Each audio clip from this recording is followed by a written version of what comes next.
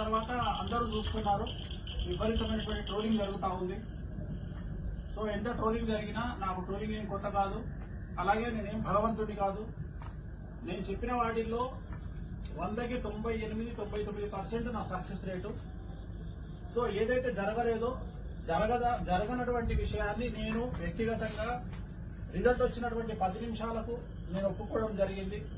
కానీ మీరు చూస్తూ ఉన్నారు, పెద్ద పెద్ద స్వామీజీల దగ్గర నుండి చాలా మంది ప్రముఖుల వరకు ప్లేట్ తిప్పుతూ వాళ్ళు చెప్పినటువంటి మాటల్ని తప్పించుకొని చాలా మంది భయముతో మాటలు మారుస్తున్నటువంటి సందర్భాన్ని మీరు చూస్తూ ఉన్నారు. బట్ వేణుస్వామి అలాంటి వాడు కాదు. వేణుస్వామికి ధైర్యం ఉంది, అలాగే సబ్జెక్టు మీద దమ్ముంది. సో నా సబ్జెక్టు మీద నాకు నమ్మకం ఉంది. సో ఎన్ని ఎంక్వైరీ చేసుకుంటారో చేసుకోండి. నేను చెప్పిన వీడియోల్లో ఒక్క జగన్మోహన్ రెడ్డి తప్ప మిగిలినవన్నీ జరిగినాయి. సో అది నా సక్సెస్ రేటు, భయపడే సవాలే లేదు. సో చాలా మంది నా శ్రేయోభిలాషులు కానీ నా ఫాలోవర్స్ కానీ వేణుస్వామి ఏంటి పరిస్థితి, మరి ఇంత ట్రోలింగ్ లో ఎక్కడున్నాడు అని చెప్పి ఆలోచిస్తా ఉన్నారు. నేను హైదరాబాద్ లోనే ఉన్నాను. రెగ్యులర్ గా రిజల్ట్ వచ్చిన తెల్లారి నుండి నా పూజా కార్యక్రమాలలో నేను చాలా బిజీగా ఉన్నాను. సో నా ట్రోలర్స్ నా మీద చూపిస్తున్న అభిమానం వల్ల, నా మెంబర్స్ నా మీద చూపిస్తున్న అభిమానం వల్ల, నన్ను వ్యక్తిగతంగా విమర్శించే వాళ్ళ అభిమానం వల్ల నాకు రెగ్యులర్ గా వచ్చేటువంటి ఎంక్వైరీల కంటే ఇంకొక 100% ఎంక్వైరీ పెరిగినాయి. దానివల్ల నేను ఇంకా బిజీగా ఉండాల్సినటువంటి పరిస్థితి ఏర్పడతా ఉంది. సో మీ వల్ల నాకు పని పెరిగింది.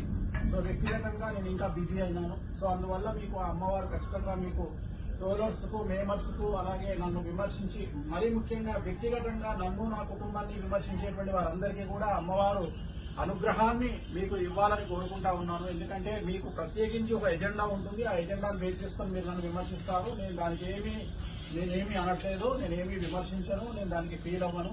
సో నా ఫాలోవర్స్ కానీ వ్యక్తిగతంగా నన్ను అభిమానించే వారికి చెప్పవలసిన విషయం ఏంటంటే, గత 20 సంవత్సరాల నుండి నేను అనుభవిస్తున్నటువంటి కష్టాలు కానీ, నేను అనుభవిస్తున్నటువంటి ట్రోలింగ్ కానీ నాకేం కొత్త కాదు.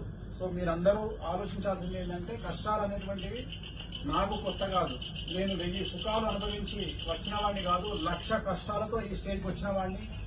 2 తెలుగు రాష్ట్రాల్లో జ్యోతిష్యం అంటే వేణుస్వామి అనే స్థాయికి జ్యోతిష్యాన్ని తీసుకొచ్చినటువంటి ఏకైక వ్యక్తి వేణుస్వామి. సో చాలా మంది విమర్శిస్తా ఉన్నారు జ్యోతిష్యాన్ని, లేదా నేను చెప్పినటువంటి దాన్ని. మరి చంద్రబాబు నాయుడు గారు గెలుస్తారని సుమారు తెలుగు రాష్ట్రాల్లో 10 మంది జ్యోతిష్యులు చెప్పడం జరిగింది. TV9 లో ఒక డిబేట్ లో సుమారు 4 జ్యోతిష్యులు తెలుగుదేశం గెలుస్తుందని చెప్పారు. కనీసం వారికి ఒక బంగారు కిరీటమైన పెట్టండి. ఎలాగో నన్ను విమర్శిస్తా ఉన్నారు, నేను చెప్పింది జరగలేదు. మరి తెలుగుదేశం గెలుస్తుంది అని చెప్పినప్పుడు జరగని వాడిని విమర్శించినట్టే జరిగిన వాడిని మెచ్చుకోవాలి కదా.